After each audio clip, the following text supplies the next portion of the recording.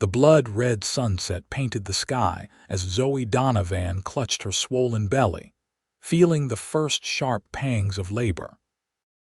She was alone in her small cabin on the outskirts of Silverwater, Colorado, a town that had promised her refuge, but delivered only whispers and sidelong glances since she'd arrived 6 months ago, unmarried and with child.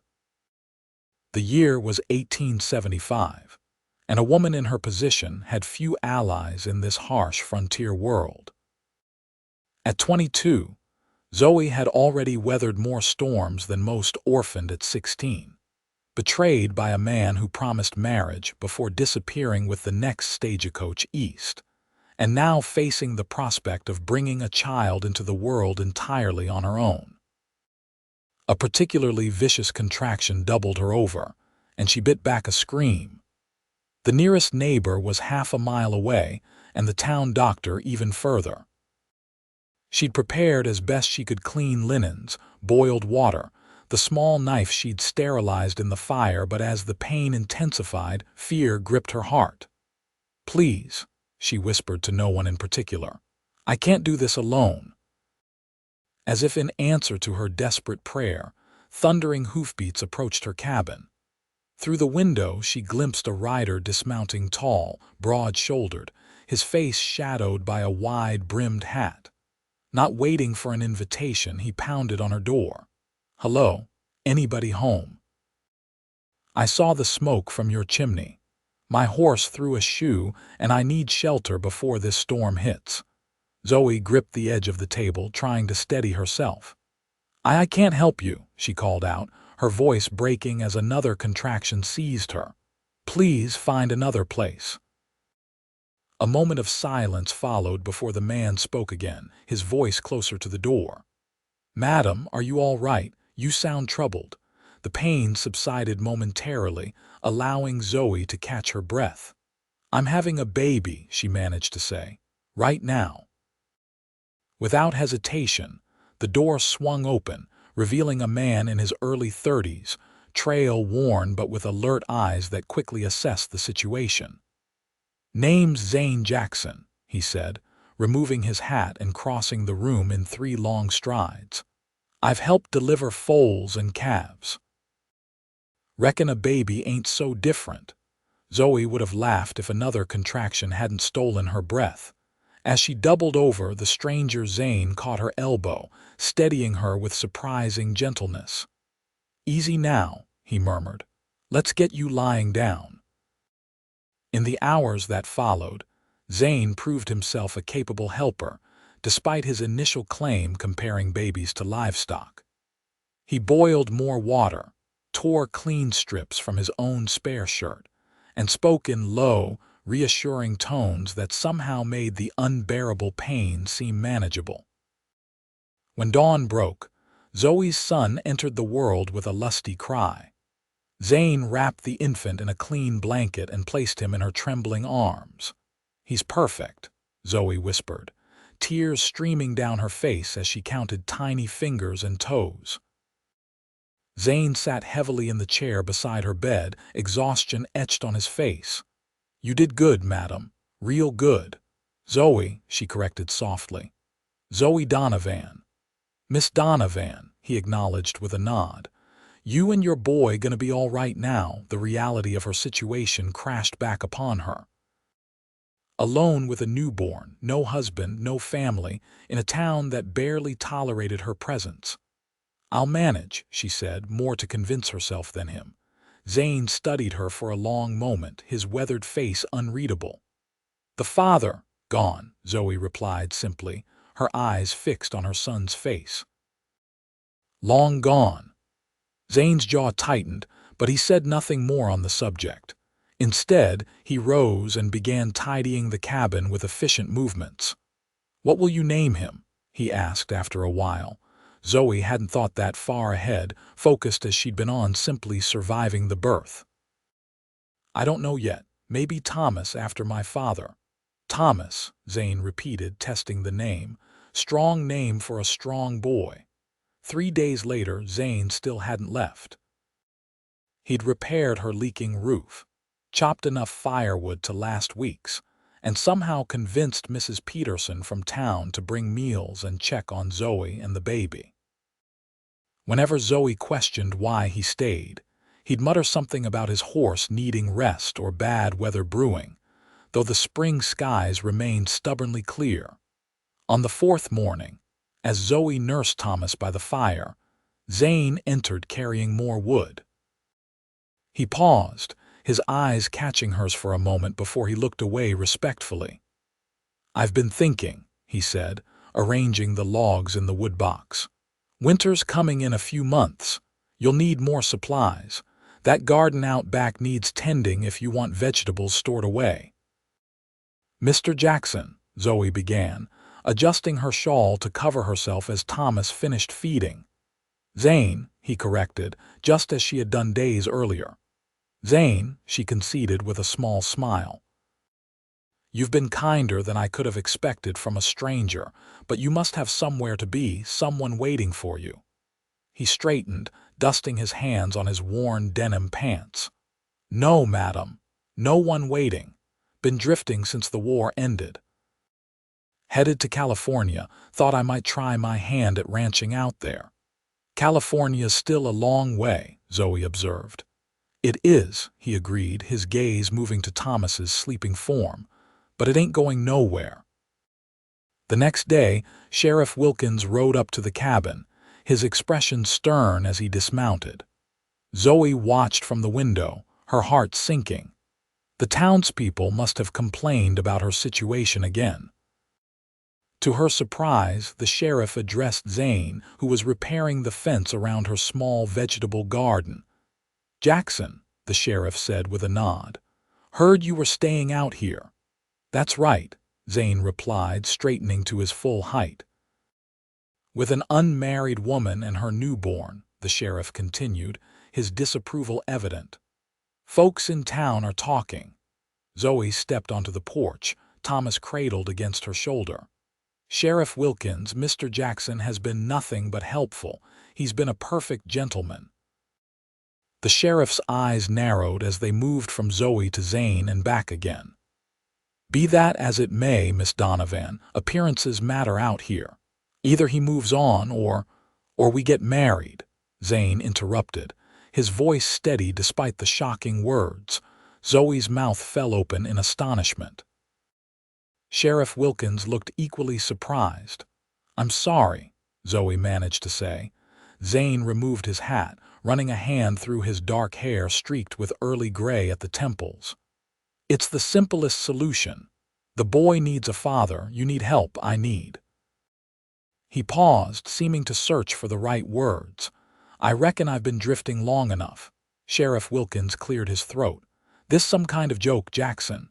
"No, sir," Zane replied, his gaze never leaving Zoey's shocked face. "I'm dead serious." "I barely know you," Zoey protested weakly. "You know I can work hard," Zane countered. "You know I don't drink much, don't gamble. I've got some savings, enough to buy proper livestock, make this place a real working farm." He stepped closer, lowering his voice. "Your boy was born without a father. If you'll have me, now he has one." The sheriff shifted uncomfortably. "I'll leave you folks to discuss this proposal, but I expect a resolution soon, one way or another." With that, he mounted his horse and rode away, leaving a heavy silence in his wake. Zoey's mind raced. A marriage of convenience wasn't unheard of on the frontier, but she'd never imagined herself entering such an arrangement. After Thomas's father had abandoned her, she'd sworn never to trust a man again. Yet here was Zane, offering a solution to her most pressing problems with nothing apparently to gain. "Why?" she asked simply. Zane replaced his hat, tugging the brim low. "Maybe I'm tired of being alone. Maybe I see something worth staying for." His eyes flicked to Thomas, then back to her. "Think on it. I'll finish the fence." That night, after Thomas had been fed and settled in the cradle Zane had fashioned from a wooden crate, Zoey sat across from her unexpected suitor at the small kitchen table. "If we did this," she began cautiously, I need to know your expectations." Zane's hands, large and calloused from years of hard work, rested on the table between them. "I expect to work this land, make it profitable. I expect to treat your boy as my own, teach him what a man should know. I expect us to be partners in this venture. And—" Zoey hesitated, her cheeks warming. "The other aspects of marriage," his expression remained steady, though a muscle twitched in his jaw. "I won't ask for anything you're not willing to give, Zoey. We can share this cabin as friends unless things change between us." The sincerity in his voice made her chest tighten. "You're a good man, Zane Jackson, better than I deserve after my foolishness." His hand moved across the table, stopping just short of touching hers. "We've all made mistakes. The past is gone. All that matters is what we do now." 1 week later, they stood before Reverend Simmons in the small white church in Silverwater. Zoey wore her best dress, a faded blue cotton that had once belonged to her mother, and carried a small bouquet of wildflowers Zane had gathered that morning. Thomas, wrapped in a new blanket Mrs. Peterson had gifted them, slept peacefully in Mrs. Peterson's arms during the brief ceremony. The few townsfolk who attended watched with varying degrees of skepticism and curiosity as Zane slipped a simple gold band onto Zoey's finger, a ring he'd purchased from the general store with part of his savings.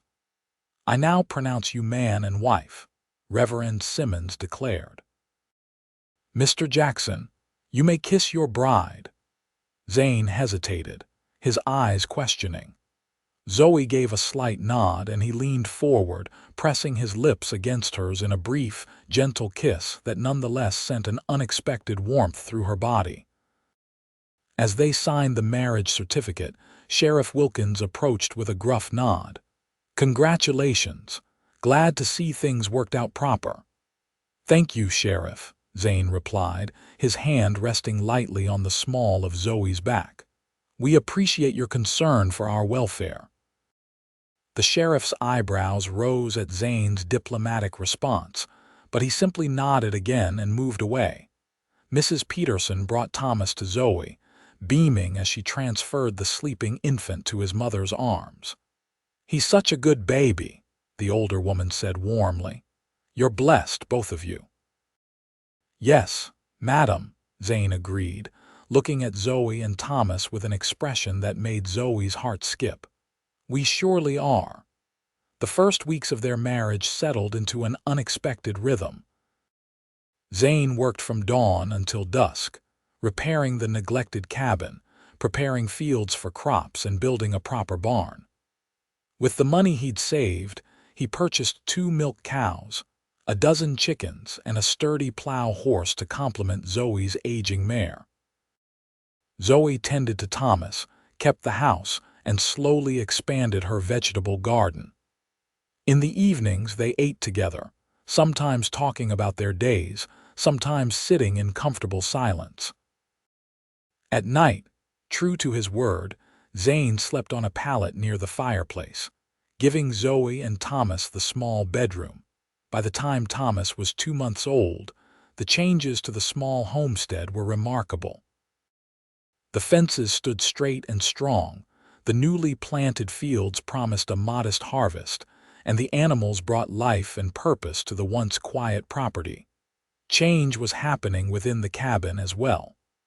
Zoey found herself watching Zane as he worked, admiring the quiet competence in his movements. He was unfailingly gentle with Thomas, often holding the baby in the evenings, telling him stories about places he'd seen during his years of wandering. One evening in late summer, as Zoey prepared supper, Zane entered the cabin carrying Thomas. The baby was gurgling happily, his tiny hands grasping at Zane's beard. "He's getting stronger," Zane observed, pride evident in his voice. "Grabbed my finger earlier and wouldn't let go." Zoey smiled, stirring the pot of stew simmering over the fire. "He knows who his father is." Zane's head snapped up, his eyes widening at her words. Since their marriage, they'd been careful to refer to him as Zane or Mr. Jackson when speaking to others about Thomas's care. "I mean it," Zoey said softly, setting aside the wooden spoon. "You've been more of a father to him in 2 months than his natural father would have been in a lifetime." Zane swallowed hard, looking down at the baby in his arms. "I never thought I'd have a family," he admitted. "After the war, I saw things, did things that haunted me. Figured I was better off alone." "And now?" Zoey asked, her heart beating faster.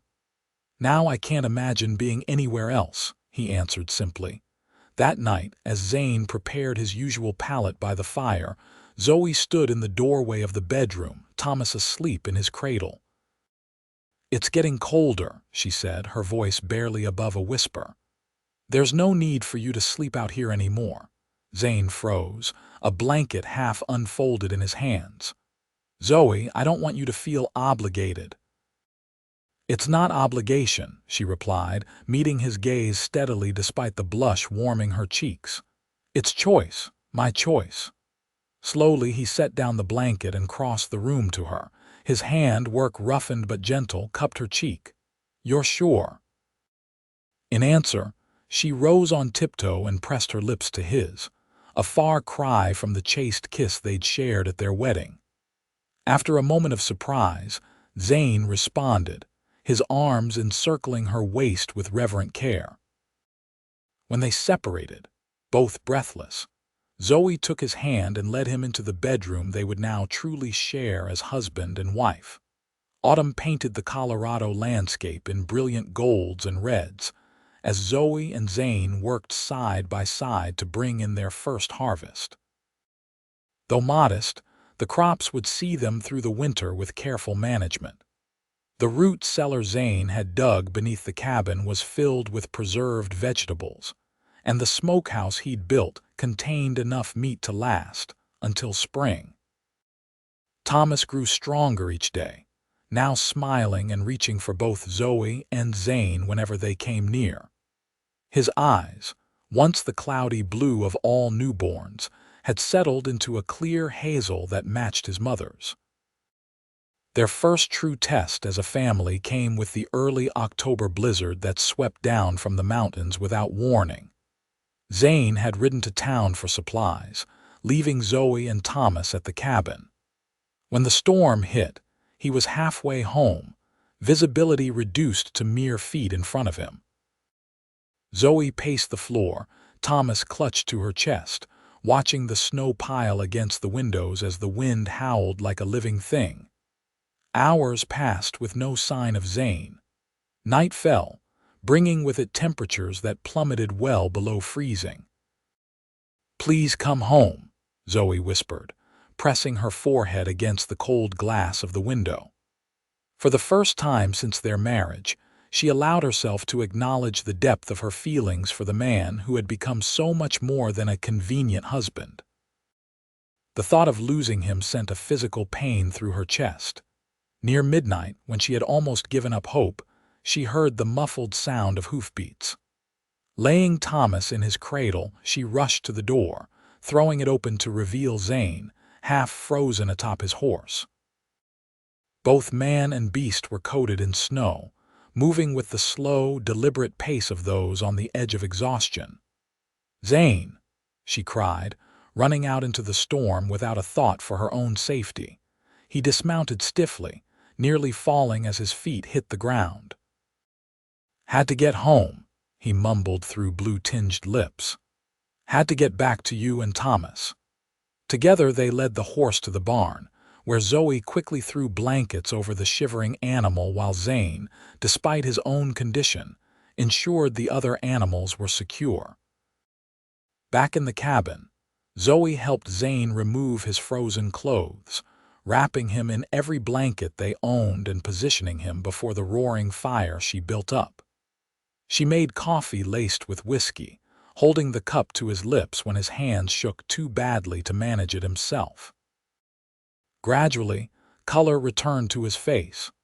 As sensation returned to his extremities, he winced in pain, but no frostbite appeared to have set in. "You could have died," Zoe said, her voice tight with emotion as she knelt beside him. "Thought about seeking shelter in town," Zane admitted, his voice still rough from the cold. "But all I could think was that you'd be worried, maybe even try to come looking for me." "I would have," she confirmed, clasping his hand between both of hers. His eyes, the deep blue of a summer sky, met hers. "I realized something out there in that storm, Zoe. Life's too short and too precious to leave things unsaid." He shifted, sitting up straighter despite his obvious discomfort. "I love you, not just as my wife or Thomas's mother. I love you, Zoe Jackson."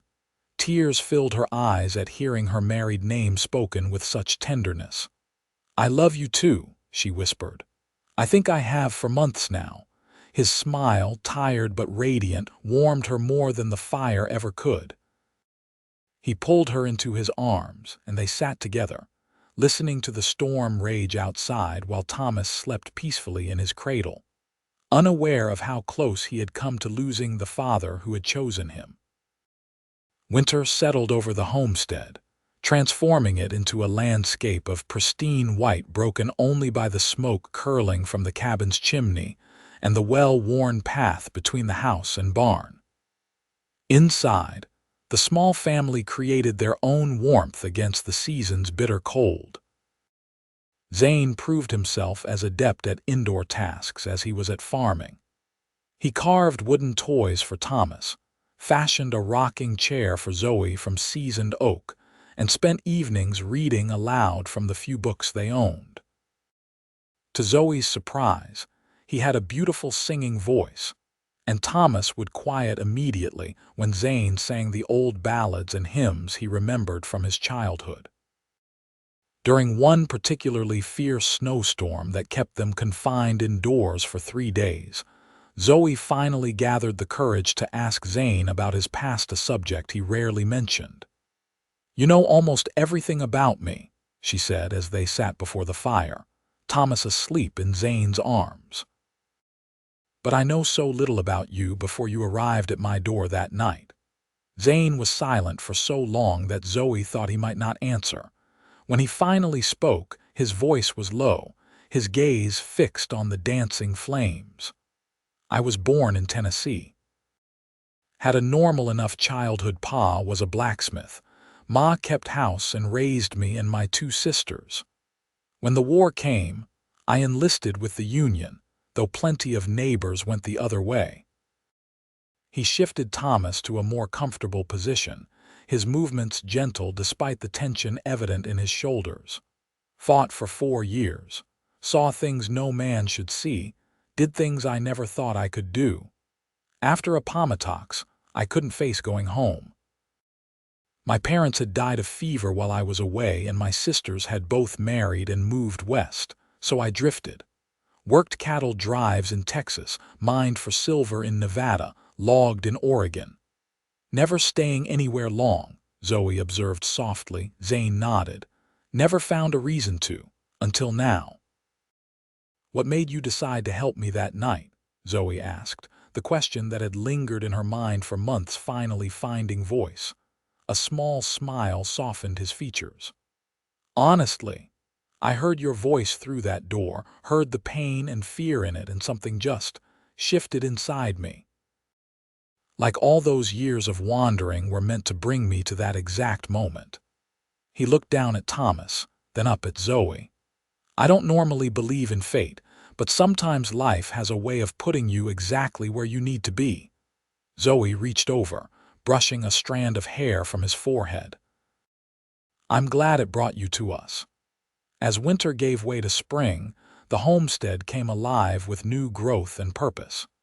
Zane expanded their fields, planting twice the acreage of the previous year. With the proceeds from their first harvest, he purchased more livestock, including a small herd of cattle that would form the foundation of the ranch he envisioned. Thomas, now crawling and attempting his first steps, became a constant source of joy and occasional mischief. His first word was "Dada," uttered one evening as Zane returned from the fields. The look of wonder and love on Zane's face at that moment was something Zoey knew she would remember for the rest of her life. Their standing in the community had changed as well. Initially viewed with suspicion and gossip, they were now respected members of Silverwater. Zane's hard work and fair dealings had earned him the trust of neighboring ranchers, while Zoey's homemade preserves and baked goods had become sought-after items at the town's monthly market days. In late April, as they prepared for Thomas's first birthday, Zoey received a letter that threatened to disrupt the happiness they had built. It arrived with the monthly mail delivery, the unfamiliar handwriting causing her heart to race with apprehension even before she broke the seal. The letter was from Gerald Watts, Thomas's biological father. He wrote that he had returned to Colorado after making his fortune in the East and had heard rumors of Zoey's marriage and child. He expressed regret for his abandonment and indicated a desire to meet his son, ending with a thinly veiled threat of legal action if she refused. Zoey's hands trembled as she read the letter a second time, then a third. Gerald had left her without a backward glance when she told him of her pregnancy. Now, conveniently wealthy and apparently remorseful, he wanted to claim some role in Thomas's life. When Zane returned from the fields for the midday meal, he immediately sensed her distress. "What's wrong?" he asked, washing his hands in the basin by the door. Wordlessly, Zoey handed him the letter. She watched his face as he read, saw the emotions play across his features: surprise, anger, and finally a controlled calm that was somehow more frightening than any display of rage would have been. "He has no right," Zane said quietly, setting the letter on the table. "Thomas is my son in every way that matters." "But legally," Zoey began. "Legally, I'm his father," Zane interrupted. "My name is on his birth certificate. We were married before he was born." This was true. In registering Thomas's birth, Sheriff Wilkins had assumed Zane was the father, and neither of them had corrected him. The subsequent marriage had seemed to confirm this assumption for the town records. "Gerald could challenge that," Zoey said, her voice tight with worry. "He could claim we falsified documents." Zane crossed the room to where Thomas played on a quilt spread before the fireplace. He knelt, and Thomas immediately crawled to him, laughing as Zane swept him up into his arms. "Let him try," Zane said, his voice steel beneath the gentle surface. No judge worth his salt would take a boy from a loving home and give him to a man who abandoned his mother before he was born. That evening, after Thomas was asleep, they discussed their options. Zoey feared that Gerald's newfound wealth might influence local authorities, while Zane worried that ignoring the letter would only provoke more aggressive action. "I'll ride into town tomorrow," Zane decided. "Speak with Sheriff Wilkins. Maybe consult that lawyer who opened an office last month." "And if Gerald comes here?" Zoey asked, the fear she'd been suppressing all day finally breaking through. Zane's expression hardened. "Then he'll find me waiting." 3 days later, as Zoey hung laundry in the spring sunshine, the sound of an approaching carriage caught her attention. It was finer than any vehicle commonly seen in Silverwater, polished wood, gleaming in the sunlight, pulled by a matched pair of chestnut horses. The carriage stopped before their cabin, and a man stepped down, dressed in an expensive suit that looked out of place against the rustic backdrop of the homestead. Gerald Watts had changed little in the nearly 2 years since Zoey had last seen him, still handsome in a conventional way, with carefully styled hair and the confident bearing of a man accustomed to getting what he wanted. Zoey's hand stilled on the wet sheet she'd been hanging, her heart pounding as Gerald approached. "Zoey," he said, removing his hat with a practiced smile. "You look well. Marriage agrees with you, it seems." "What do you want, Gerald?" Zoey asked, her voice steadier than she felt. His smile faltered slightly at her direct approach. "I explained in my letter. I want to meet my son." "You lost that right when you left," Zoey replied, stepping away from the laundry line to place herself between Gerald and the cabin where Thomas napped. Gerald's expression hardened. "I made a mistake. I was young, frightened by the responsibility, but I've changed. I can provide Thomas with opportunities your husband never could." "My husband provides everything Thomas needs," Zoey said firmly, "including love, which is something you can't buy with all your Eastern money." Before Gerald could respond, the sound of hoofbeats announced Zane's return from the fields. He dismounted in one fluid motion, his expression calm but his eyes alert as he assessed the situation.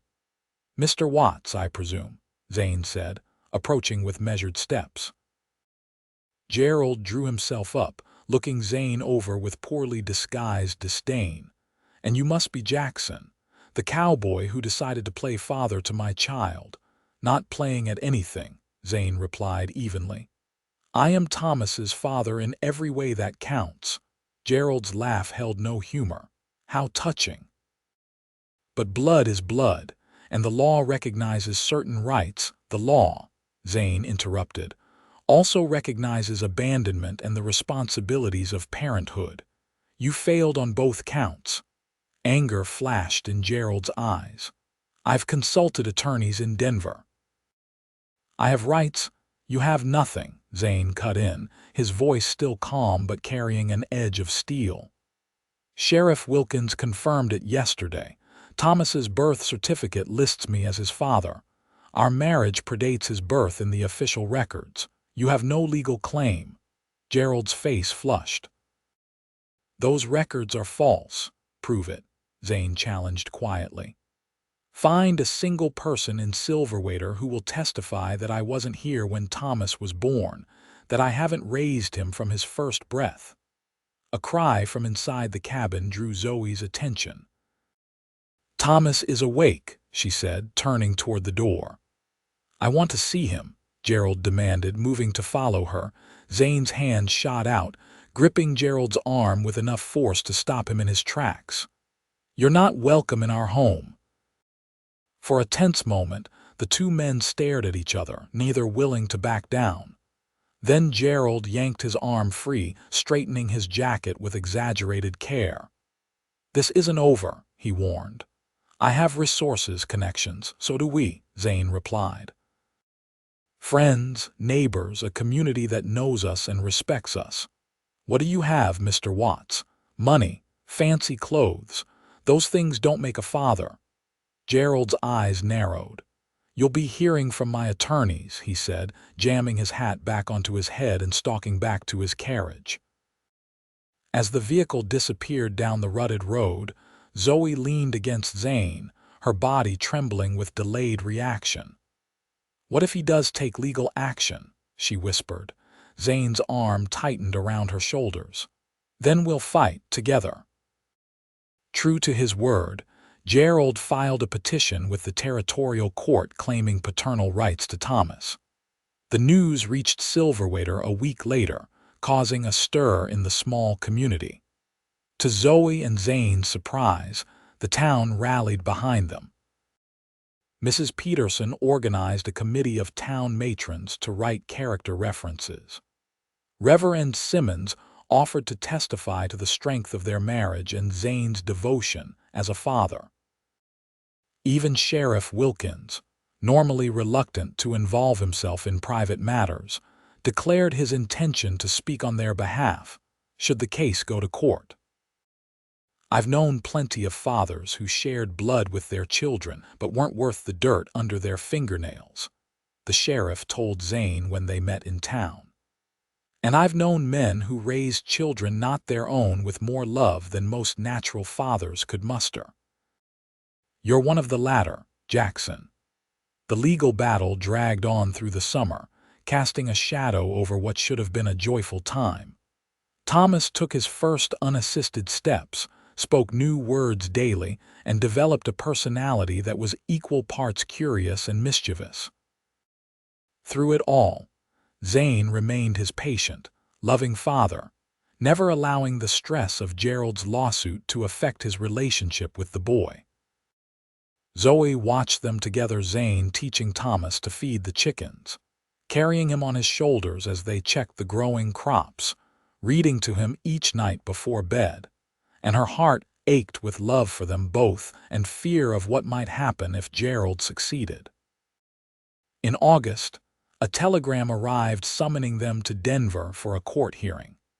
They left Thomas with Mrs. Peterson, neither willing to expose him to the stress of the proceedings or the possibility of an encounter with Gerald. The courthouse in Denver was imposing, its marble halls and formal atmosphere intimidating after the simplicity of life in Silverwater.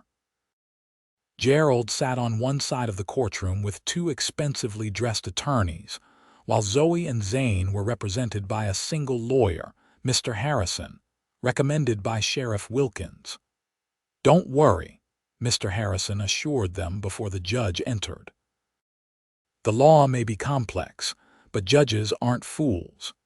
They can tell the difference between someone who wants a child for the right reasons and someone pursuing a point of pride."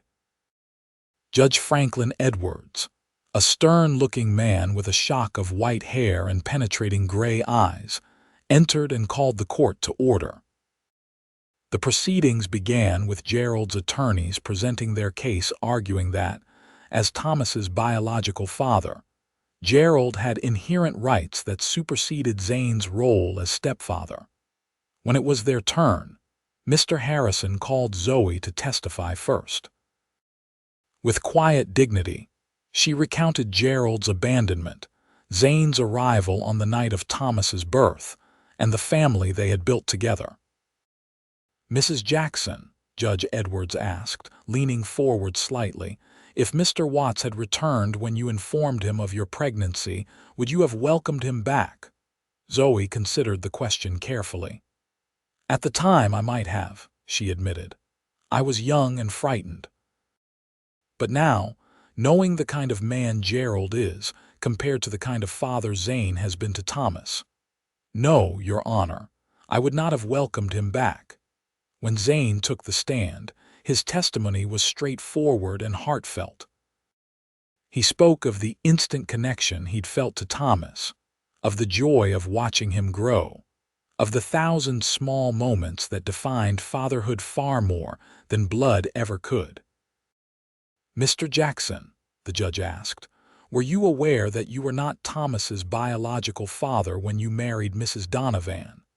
"Yes, Your Honor," Zane answered without hesitation. "And you married her knowing this child was not yours by blood?" "I married her knowing Thomas needed a father," Zane replied. "And somewhere along the way, he became mine and I became his. It's as simple and as complicated as that." After both sides presented their arguments, Judge Edwards called a recess to consider his ruling. Zoey and Zane waited in tense silence outside the courtroom, hands clasped tightly together. "Whatever happens," Zane said softly, "we'll face it together." When court reconvened, Judge Edwards delivered his decision with measured words. "The question before this court is not simply one of biology, but of what serves the best interest of the child in question. Thomas Jackson has known only one father from the moment of his birth, the man who assisted in his delivery, who gave him his name, who has raised him with evident love and care." The judge turned his attention to Gerald. "Mr. Watts, while I acknowledge your biological connection to the child, I cannot ignore the fact that you voluntarily abandoned both him and his mother before his birth. The law recognizes that parenthood is as much about responsibility and commitment as it is about blood." Turning back to address the whole court, Judge Edwards continued, "It is the finding of this court that the legal father of Thomas Jackson is Zane Jackson, as recorded on the child's birth certificate, and affirmed by his marriage to the child's mother.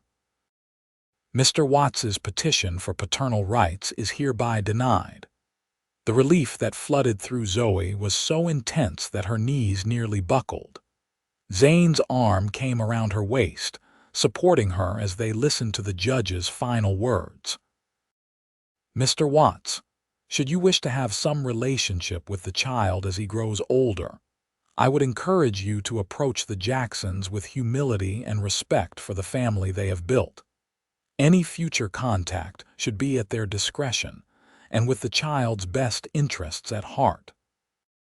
Gerald's face was a mask of barely controlled fury as he conferred with his attorneys. Without acknowledging Zoe or Zane, he stalked from the courtroom, his expensive boots echoing on the marble floor. "It's over," Zoe whispered, turning to bury her face against Zane's chest. "It's really over." "It is," Zane agreed, holding her close. "Let's go home to our son." The journey back to Silverwater felt lighter than the trip to Denver had been, despite the physical exhaustion of travel. When they arrived at Mrs. Peterson's house to collect Thomas, the boy's face lit up with joy at the sight of them. "Mama, Dada," he cried, toddling toward them as fast as his little legs would carry him. Zane swept him up, holding him close as Thomas babbled excitedly about the kittens Mrs. Peterson's cat had recently delivered. "Thank you for watching him," Zoe said to the older woman. "We can't tell you how much it meant to us." Mrs. Peterson patted her hand. "It was my pleasure." "He's a wonderful boy." She hesitated, then asked, "How did it go in Denver?" "The judge ruled in our favor," Zane answered, his voice thick with emotion. "Thomas stays with us where he belongs." "As if there was ever any doubt," Mrs. Peterson said firmly. "Any fool with eyes can see where that child belongs." The seasons turned, one into another, as the small homestead grew into a prosperous ranch. Zane's careful management and hard work transformed the once struggling property into one of the most successful in the area. By Thomas's third birthday, they had expanded to over 200 acres with a herd of 50 cattle, a dozen horses, and fields that yielded abundant harvests. The cabin, too, had been transformed. Zane added 3 rooms, a proper bedroom for Thomas, a sitting room for winter evenings, and a study where Zoe, who had discovered a talent for writing, penned stories that occasionally appeared in the territorial newspaper. Their family expanded as well. In the spring following the court case, Zoe gave birth to a daughter they named Elizabeth, after Zane's mother. A year later, twin boys Samuel and Joseph joined the family, bringing joyful chaos to the once quiet homestead. Thomas, now a sturdy boy with his mother's hazel eyes and a serious demeanor that reminded Zoe of Zane, took his role as oldest sibling seriously. He helped with the younger children, proudly showing Elizabeth how to feed the chickens and keeping a watchful eye on the twins as they began to crawl. On a warm evening in late summer, as they sat on the porch watching the children play in the yard, Zoe reached for Zane's hand. "You ever think about how differently things might have turned out?" she asked. "If your horse hadn't thrown that shoe that night." Zane's thumb traced circles on her palm, a gesture that still sent warmth through her after all these years. "Sometimes. But then I think it wasn't really chance at all." "What do you mean?" He turned to face her, the setting sun gilding his features in golden light. "I'd been drifting for so long, Zoe, moving from place to place, never staying long enough to put down roots. But something was pulling me here to this valley, to your door on that particular night." "Fate," Zoe suggested with a small smile. "Maybe," Zane conceded. "Or maybe just the simple fact that sometimes the things we're looking for find us when we least expect them." From the yard came the sound of Thomas's laughter as he chased a butterfly, Elizabeth toddling after him with determined steps while the twins watched from their blankets spread on the grass. "I never thought I'd have this," Zoe admitted softly. "A home, a family, love like this." "Neither did I," Zane replied, his voice rough with emotion. When I told Sheriff Wilkins that Thomas's baby was born without a father, and now he had one, I had no idea how much I needed a family just as much as you and Thomas needed me." Zoey leaned against his shoulder, watching their children in the fading light. "You once said life has a way of putting you exactly where you need to be," she reminded him. "I think that works both ways.